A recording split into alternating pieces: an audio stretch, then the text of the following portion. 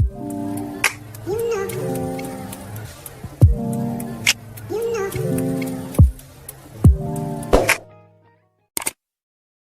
Morning everyone, I am Irshad sir. आपल्या SCA फॅमिलीमध्ये आपलं स्वागत करतो. तर स्टुडंट्स, आज आपण बघणार आहे दोन एक्झाम्पल जे की आपण लास्ट लेक्चर्स मध्ये काय काय स्टडी केलेलं आहे. तुमचं फंडामेंटल युनिट्स, डिराइव्ह युनिट्स आणि सप्लिमेंटरी युनिट्स. मग सप्लिमेंटरी युनिट्स मध्ये जे प्लेन अँगल आणि सॉलिड अँगल आपण बघितलं होतं ते लेक्चर तुम्ही एकदा जाऊन बघा, म्हणजे तुम्हाला आजचे एक्झाम्पल क्लिअर होतील. ठीक आहे. तर बाळांनो, या ठिकाणी एक क्वेश्चन आहे ज्याला मी रीड करतो. What is the solid angle subtended by the moon. म्हणजे आपल्याला सॉलिड अँगल फाइंड करायचा आहे. तर बाळांनो, तुम्हाला सगळ्यात पहिले हे माहित पाहिजे सॉलिड अँगलला आपण कशाने डिनोट करतो. सॉलिड अँगलला आपण डी ओमेगा म्हणलो होतो बघा. तर आपल्याला डी ओमेगा काय करायचं आहे, फाइंड करायचा आहे. What is the solid angle subtended by the moon at the any point of the earth. म्हणजे कसं आहे बाळांनो, डायग्राम जर कन्सिडर करायचा असेल तर सपोज आपण याला अर्थ कन्सिडर करू आणि सपोज हा तुमचा मून आहे. तर मग अर्थच्या कुठल्याही एका पॉइंटला ओके आपण एक पॉइंट दिला असं कन्सिडर करू आणि अशी आपण जर डायग्राम ड्रॉ केली. ठीक आहे. तर हा तुमचा कोण आहे, मून आहे. तर मूननी अर्थच्या कुठल्याही एका पॉइंटला किती सॉलिड अँगल सबटेंड केला आहे असा एक जनरली आपल्याला या ठिकाणी काय विचारला आहे, प्रश्न विचारला आहे. त्यांनी काहीतरी गोष्टी दिलेल्या आहे. Diameter of the moon is 3474 kilometre. आता तुम्हाला मूनचा जो डायमीटर दिलेला आहे तो किती आहे बघा. डायमीटर ऑफ द मून तो किती आहे बघा, 3474 किलोमीटर. ओके. तर बाळांनो, नेक्स्ट तुम्हाला काय काय गोष्टी दिलेल्या आहे त्या अगोदर मी तुम्हाला radius of the moon find करून देतो. रेडियस ऑफ द मून बघा कसं करायचं. तुम्हाला एक गोष्ट माहित आहे, डायमीटरला हाफ केलं तर तुम्हाला काय भेटतं, रेडियस भेटतं. मग अशा प्रकारे रेडियस ऑफ द मून किती येणार आपला, डायमीटर ऑफ द मून किती आहे 3474 डिवाइड बाय 2. हे कॅल्क्युलेशन केलं तर किती येणार तुमचं. ओके. आता हे अर्थ अशी छोटीशी घेऊ आपण, याला आपण अर्थ म्हणू. ओके.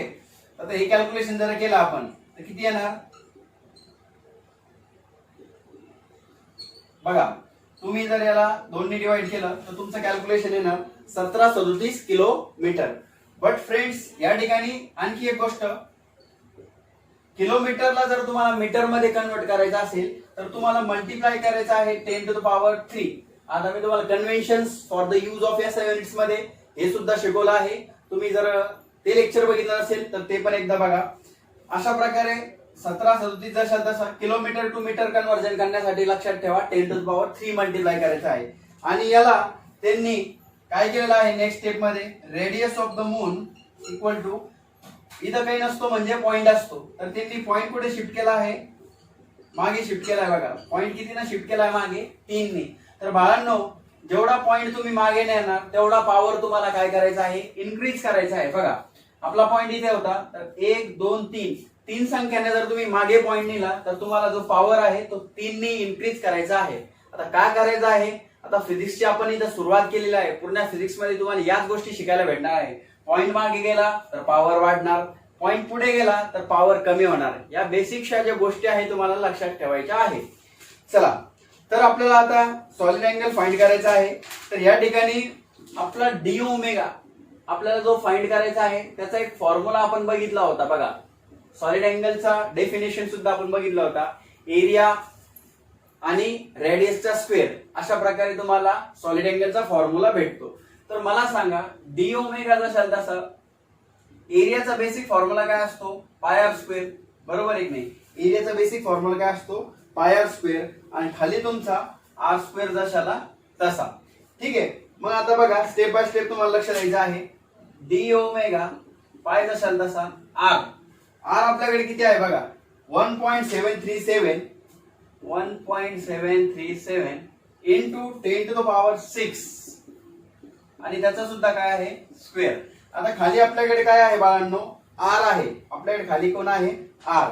तर स्मॉल आर सुद्धा त्यांनी आपल्याला गिवन दिलेला आहे. स्मॉल आर म्हणजे काय बघा. आता सगळ्यात पहिले ती एक गोष्ट तुम्हाला क्लिअर करून देतो. आपण अर्थच्या कुठल्याही एका पॉइंटला अँगल फाइंड करत आहे तर स्मॉल आर म्हणजे बाळांनो हा डिस्टन्स म्हणजे तुमचा कोण आहे, स्मॉल आर.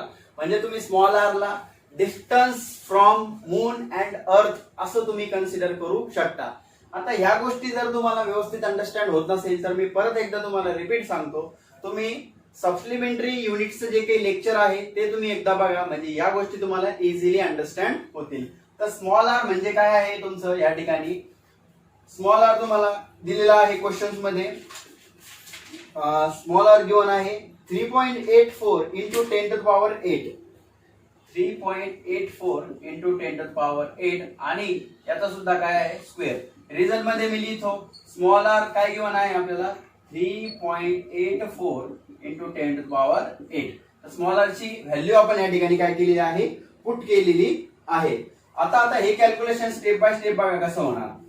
तुमचा पायची किंमत किती असते, त्यांनी किती वापरलेली आहे 3.412. ओके 3.412.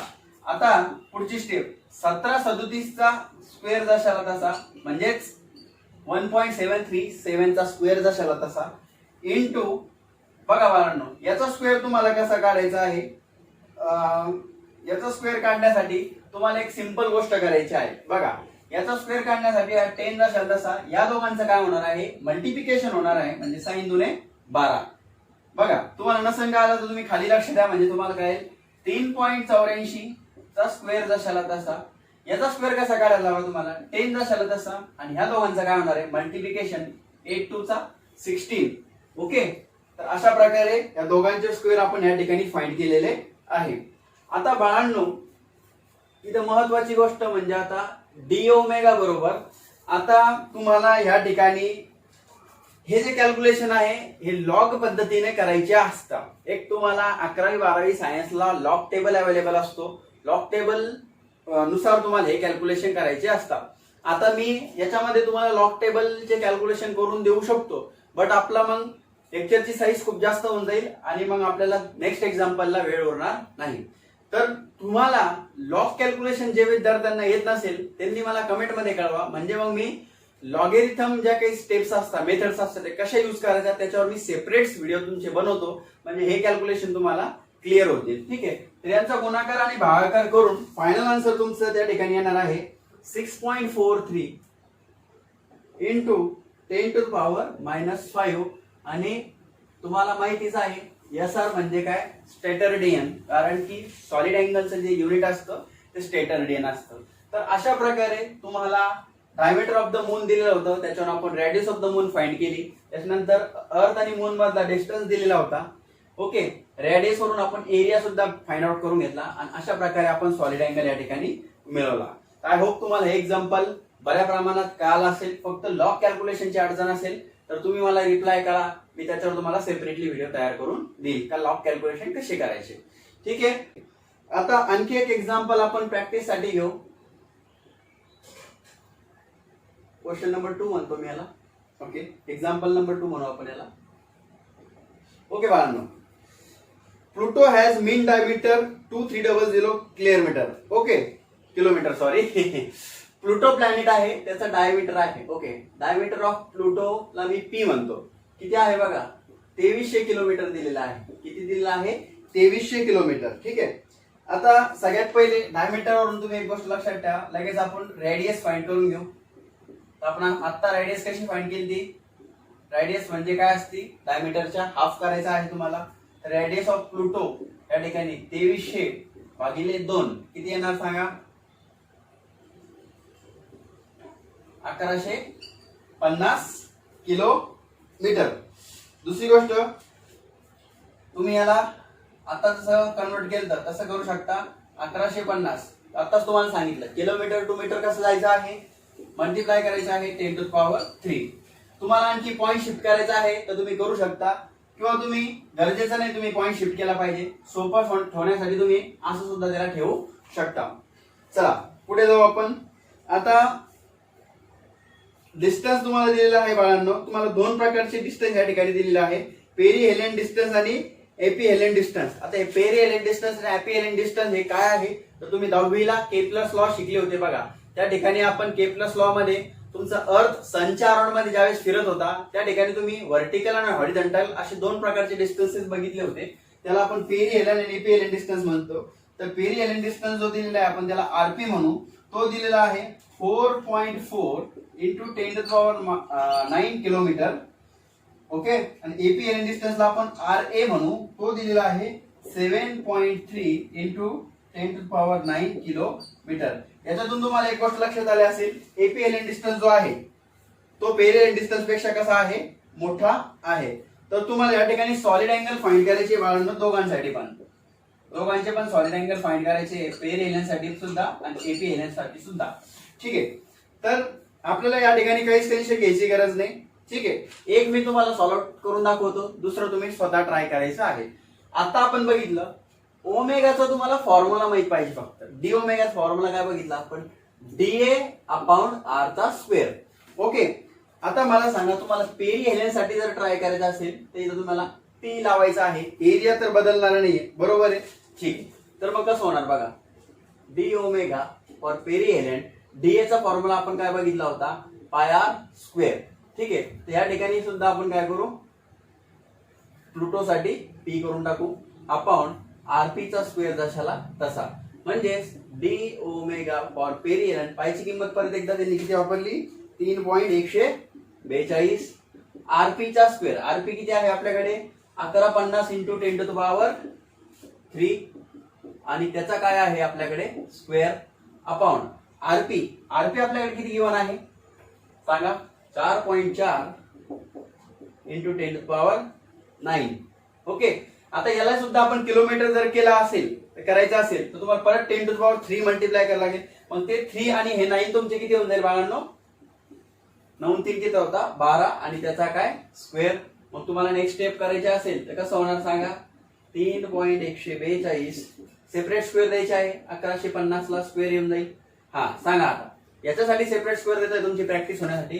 याचा स्क्वेअर तुम्हाला कसा सांगितला, 10 दशाला तसा, 3 to the 6, इथं 4.4 दशाला तसा, इथं त्याचा स्क्वेअर दशाला तसा, आणि बाजूने इथं 24. तर बाळांनो इथपर्यंत जर तुम्ही पोहोचले तर तुम्हाला फक्त आता एकच गोष्ट लागणार आहे, ती म्हणजे लॉग कॅल्क्युलेशन.